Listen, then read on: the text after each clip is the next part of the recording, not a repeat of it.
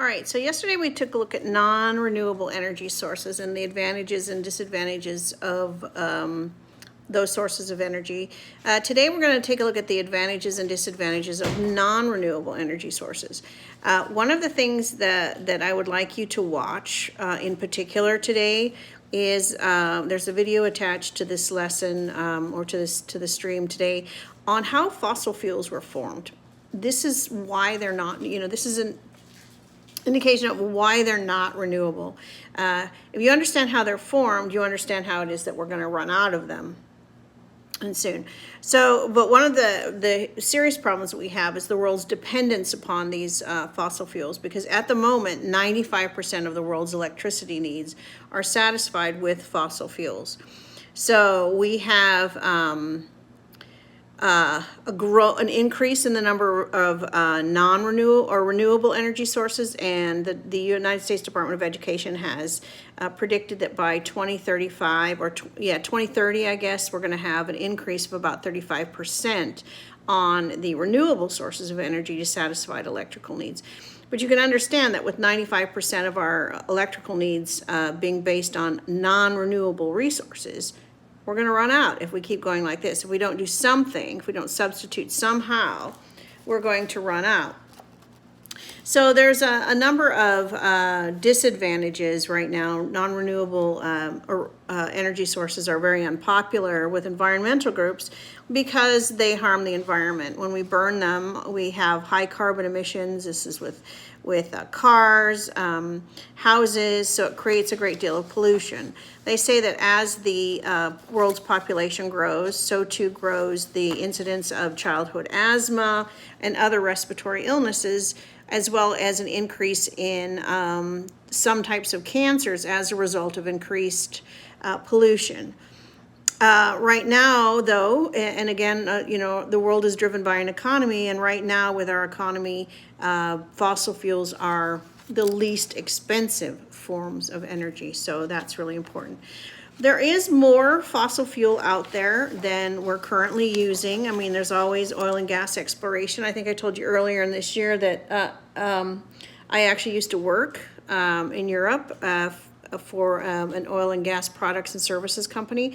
And one of the things that we did was to actually go out and help people find more energy, more natural gas, more oil, more hydrocarbons. And there is a reasonable amount of it left. However, it's very hard to get to. So, for example, some of the oil and hydrocarbon deposits that are in the ocean, and there's quite a lot that's out in the ocean, we can't get to it because of how deep it is, and we just don't have the technology to get down that far and then drill into the ocean plates.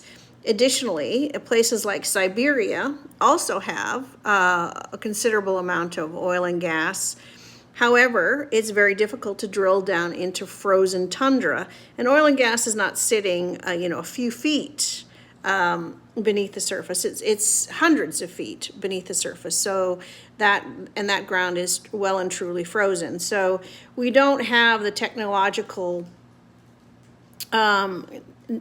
advantages that we need to have to get to some of the oil and gas. The other thing is some oil and gas exists in vast wilderness areas, national parks. There's quite a lot up in Alaska. There's quite a lot in Canada. And again, we have difficulties in terms of environmental issues in terms of getting to it. It typically leaves behind a scar on the earth in a way. So if you take a look at coal mines in the east, particularly strip mining, I know there's an area in Montana called Coal Strip, Montana, where it's an enormous strip mine. It's just a huge hole in the earth where the coal is being dug out, and it leaves this enormous crater. So there's a lot of talk in terms of how you fix that you're leaving this horrible mark on the earth. The other thing, of course, and this is another town in Montana, Butte, Montana, the birthplace of the stuntman Evel Knievel. They have shaft mining, meaning that they're digging into the earth and creating mine shafts, and there was a problem in parts of Butte, Montana, where the roofs of the shafts weakened, and they would literally create sinkholes. Some of them in the middle of the street. So you would have a big rain that would happen, and all of a sudden the roof of the mine shaft would cave in, and you'd get this big sinkhole in the middle of the town. So there was a lot of stuff that they had to do. Now, originally those mines were not in the middle of the town. They were on the outskirts of the town, but as the town grew, they grew over top of the mine shafts, which, might have been something that city planners should have taken a closer look at. All right, so that's a difficulty. The other thing about mine shafts are the danger that they pose to humans. Coal is dug out by human beings, so people working in the coal mines. There is a famous line from a Sting song called "A Canary in a Coal Mine," and what that is based on truth. There is something that they do. They take canaries down into coal mines in a cage because toxic gases can build up, and canaries sing a lot all day long. While they're awake, they sing. So if the canary stopped singing and had died because of the gases that were building up, the miners would know it was time to get out, that they would have to pump in more oxygen or pump out gases in order to progress with the mine. So this was something that is based in truth, all right? The other thing is mines collapse. They're digging constantly. Any type of seismic activity at all will weaken shaft walls and shaft ceilings. So there was very recently an incident in Chile, I believe, where a mine shaft collapsed and trapped 33 men into it. And then, of course, you have the dangers of digging in and digging people out. So that in and of itself poses risk. So, and in actual fact, that was turned into a movie. That was something that was an activity that absolutely gripped the world, as, with social media and television and stuff. We all watched as this country tried to save these 33 men trapped in a mine. So, and hydrocarbons, oil, gas, coal, those are probably the most used of the non-renewable resources. So it's something that as you listen to the videos and stuff today that you take a look at. All right, essentially that's an overview of non-renewable resources. There are several videos attached, one telling you how fossil fuels are made. That will be very important on the test on Friday. Again, that will be very important on the test on Friday. Please watch that. And then the advantages and disadvantages of non-renewable energy. So tomorrow we're actually going to be doing a comparison of the two together. Yesterday we focused on renewable. Today we're focusing on non-renewable. All right. There is a worksheet for you to do for today for the discussion portion of this. Don't forget Zoom hours today at 10 o'clock. Also, please check your work. I am updating the grade books, and I have very little work that's left to grade other than late work and work that's very current.